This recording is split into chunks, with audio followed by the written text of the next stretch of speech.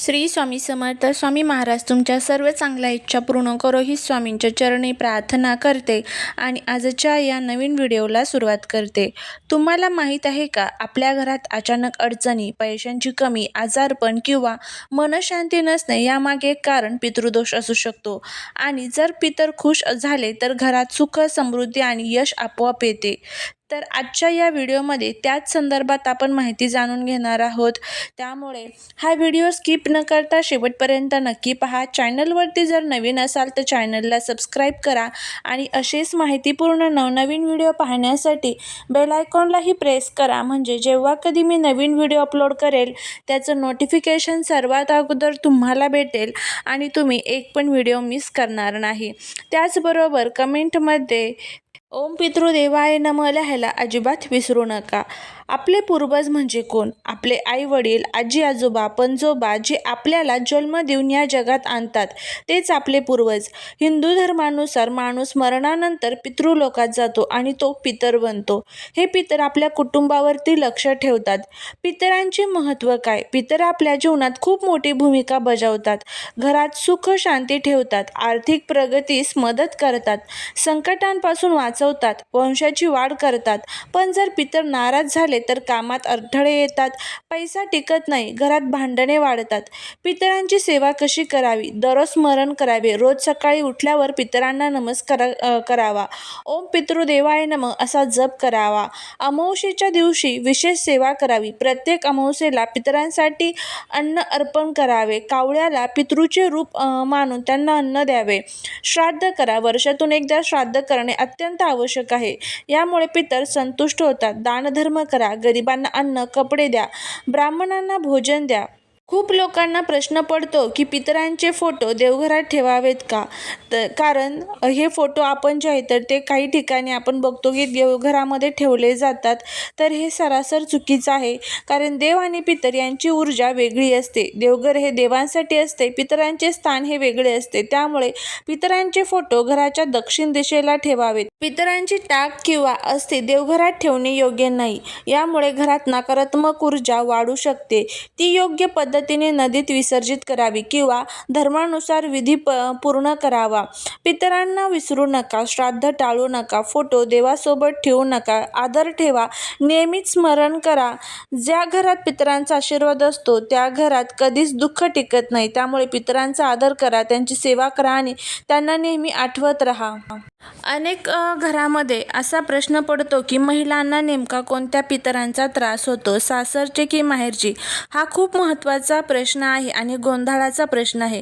लग्नानंतर स्त्री सासरच्या कुळात जाते, त्यामुळे स्त्रीला जास्त करून सासरच्या पितरांचा प्रभाव पडत असतो. पण माहेरचेही पितरही प्रभाव टाकू शकतात. विशेषतः जर माहेरच्या पितरांची श्राद्ध पूजा होत नसेल किंवा आई वडिलांच्या संबंध तुटलेले असतील तर अशा महिलांना सासरच्या आणि माहेरच्या दोन्हीही पितरांचा त्रास जो आहे तर तो होऊ शकतो. पितृदोष महिलांमध्ये कसा दिसतो? वारंवार आजारपण येणे, गर्भधारणेत अडचणी येणे, घरात सतत वाद असणे, मानसिक अस्थिरता असणे. अशा वेळी दोन्ही बाजूंच्या पितरांचे स्मरण करणे आवश्यक असते. पितरांच्या अमावस्येला सेवा कशी करावी? अमावस्या हा पितरांसाठी खूप खास दिवस असतो. या दिवशी सकाळी लवकर उठून स्वच्छ कपडे घाला, त्यानंतर अन्न अर्पण करा, तर्पण करा. मग त्याचबरोबर या दिवशी ओम पितृदेवाय नमः या मंत्राचा जप करत करत भगवान सूर्यदेवांना आणि दक्षिण दिशेला थोडं पाणी जे आहे तर ते अर्पण करायचं असतं. त्याचबरोबर आता बघा, स्वप्नात पूर्वज दिसले तर याचा काय अर्थ असतो? असा अनेक लोकांना अनुभव येतो. चांगले स्वप्न ज्यामध्ये पितर आनंदी दिसले, आशीर्वाद देताना दिसले, हसताना दिसले, याचा अर्थ पितर तुमच्यावर खुश आहे, तुमच्यावर त्यांचा आशीर्वाद आहे. आणि वाईट स्वप्नांचा अर्थ ज्यामध्ये पितर रडताना दिसले, काही मागत आहे असे वाटले, त्रासात दिसले, याचा अर्थ पितर नाराज आहेत, त्यांना श्राद्ध तर्पण हवे आहे. मग काय करावे अशा वेळी? अमावस्येला तर्पण करा, पितरांना अन्न अर्पण करा. आपण जिथे आहोत ते फक्त आपल्या मेहनतीमुळे नाही तर आपल्या पितरांच्या आशीर्वादामुळे आहोत. त्यांना विसरू नका. त्यांचा आदर करा आणि त्यांच्या आत्म्याला शांती मिळेल असे कर्म करा. जर तुम्हाला वारंवार स्वप्नात तुमचे पूर्वज दिसत असतील तर ते फक्त स्वप्न नाही, तो एक संकेत आहे जो तुम्ही दुर्लक्ष करू नका. त्यामुळे ह्या ज्या गोष्टी आहेत तर त्या आपल्याला पाळायच्या. आता त्यानंतर सर्वात महत्त्वाचा भाग आता आपल्या व्हिडिओचा येत आहे, ज्यामध्ये घरामध्ये जर आई वडिलांचे मृत फोटो जे आहेत तर ते भिंतीवर लावलेले असेल तर नक्की तुमच्यासोबत काय घडत असतं त्याबद्दलची माहिती आपण जाणून घेणार आहोत. त्यामुळे जर व्हिडिओ आवडला तर लाईक, शेअर आणि सबस्क्राईब करायला विसरू नका. कमेंटमध्ये ओम पितृदेवाय नमः लिहायला विसरू नका. घरात आईवडिलांचे फोटो लावले आहेत का, तर हा व्हिडिओ शेवटपर्यंत नक्की बघा. कारण फोटो चुकीच्या ठिकाणी लावले असतील तर घरात शांततेऐवजी तणाव, अडचणी आणि मानसिक त्रास वाढू शकतो. आणि हो, हे मी तुम्हाला घाबरवण्यासाठी नाही सांगत, तर एक सत्य आहे जे अनेक लोक दुर्लक्ष करतात. आज आपण जाणून घेणार आहोत मृत आईवडिलांचे फोटो घरात ठेवताना कोणते नियम पाळावेत, कोणत्या चुका घरात नकारात्मकता आणतात आणि योग्य पद्धत कोणती आहे. आईवडील हे फक्त व्यक्ती नसतात, ते आपल्या आयुष्याचा आधार असतात. त्यांच्या जाण्यानंतर त्यांची आठवण म्हणून आपण फोटो ठेवतो, पण हिंदू परंपरेनुसार ते पितर बनतात आणि त्यांच्या ऊर्जेला योग्य स्थान देणे हे खूप गरजेचे असते.